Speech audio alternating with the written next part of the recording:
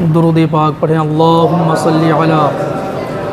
سیدنا و مولانا محمد المصطفیٰ صلی اللہ علیہ وسلم صلاۃ و سلاما علیک یا رسول اللہ صلی اللہ تعالی علیہ وسلم۔ عن جابر قال ذکر رجل عند رسول اللہ صلی اللہ علیہ وسلم بعبادۃ و اجتہاد وذکر آخر بریعۃ فقال النبی صلی اللہ علیہ وسلم لا تعدل بالریعہ یعنی الورع۔ حضرت جابر رضی اللہ تعالیٰ عنہ فرماتے ہیں کہ آقا کریم صلی اللہ تعالیٰ علیہ وسلم کی بارگاہ میں دو شخصوں کا تذکرہ ہوا۔ ایک وہ جو کافی عبادتیں کیا کرتا تھا، فرائض و واجبات کے ساتھ نوافل کی ادائیگی کثرت سے کیا کرتا تھا، نوافل کثرت سے پڑھا کرتا تھا، نفلی عبادتیں چاہے نماز کی شکل میں ہوں یا صدقات و خیرات کی شکل میں ہوں وہ بہت کیا کرتا تھا، لیکن ان سے گناہیں بھی ہوا کرتا تھا، یعنی وہ کام بھی کیا کرتا جن کاموں سے اللہ نے منع فرمایا ہے، وہ بات بھی بول دیا کرتا تھا جن باتوں سے اللہ نے منع فرمایا ہے۔ دوسرے شخص کا تذکرہ ہوا جو فرائض و واجبات کی ادائیگی کیا کرتا پر نفل کی کثرت نہیں تھی، نفلی عبادتیں وہ کثرت سے نہیں کیا کرتا تھا، پر ان کے اندر یہ خوبی تھی کہ ہر وہ کام، ہر وہ بات جس سے اللہ نے منع فرمایا ہے، اللہ جسے پسند فرمایا، ناپسند فرمایا، اس سے وہ بچا کرتا تھا۔ وہ مثال کے طور پہ ایک شخص کافی عبادتیں، کافی ریاضات اور نفلی عبادتیں کثرت سے کیا کرتا، لیکن جیسے غلط چغلی، غیبت، جھوٹ، اگر ان چیزوں سے نہیں بچتا، ایک طرف عبادتیں کثرت سے ہیں ان کے پاس، دوسری طرف گناہوں کے ذرائع بھی ان کے پاس ہیں۔ ایک وہ شخص ہے جس کے پاس فرائض و واجبات کے بعد نوافل کی کثرت نہیں ہے، لیکن گناہوں کے ذرائع سے وہ بچتا رہتا ہے۔ میرے آقا کریم صلی اللہ علیہ وسلم نے فرمایا لا تعدل بالریعہ، آقا نے فرمایا کہ تقوی کو عبادتوں کے برابر نہ جانو۔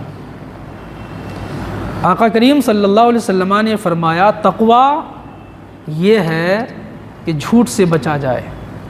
تقوی یہ ہے کہ غیبت سے بچا جائے، تقوی یہ ہے کہ چغلی سے بچا جائے، تقوی یہ ہے کہ حرام کام سے، حرام بولی سے، حرام رزق سے بچا جائے۔ تقوی یہ نہیں ہے کہ ایک طرف نمازوں پہ نمازیں ہیں، زبان پہ سبحان اللہ الحمدللہ، تسبیح پہ تسبیح پڑھے جا رہے ہیں، لیکن رزق میں حرام بھی شامل ہے، غیبت بھی ہے زندگی میں، چغلی بھی ہے، حرام کاری بھی ہے۔ تو رسول پاک صلی اللہ علیہ وسلم کے فرمان کے مطابق متقی وہ ہے جو گناہوں سے بچا کرتا ہے، متقی وہ ہے جو گناہوں سے بچا کرتا ہے۔ تب آقا کریم صلی اللہ تعالیٰ علیہ وسلم نے صحابی سے فرمایا کہ کون ہے جو مجھ سے یہ باتیں لے گا، یہ کام لے گا؟ تو حضرت ابو ہریرہ رضی اللہ تعالیٰ عنہ فرماتے ہیں انا یا رسول اللہ، آپ فرمائیں آقا میں عمل کرنے کے لیے تیار ہوں، آپ کی باتوں کو ہاتھوں میں لینے کے لیے تیار، سینے میں بسانے کے لیے تیار ہوں۔ تو آقا کریم صلی اللہ تعالیٰ علیہ وسلم نے جو 5 باتیں فرمائی ان میں سے پہلی بات اتق المحارم، آقا نے فرمایا حرام باتوں، حرام چیزوں اور حرام کام سے بچو۔ آقا نے فرمایا تم لوگوں میں بڑے عبادت گزار بن جاؤ گے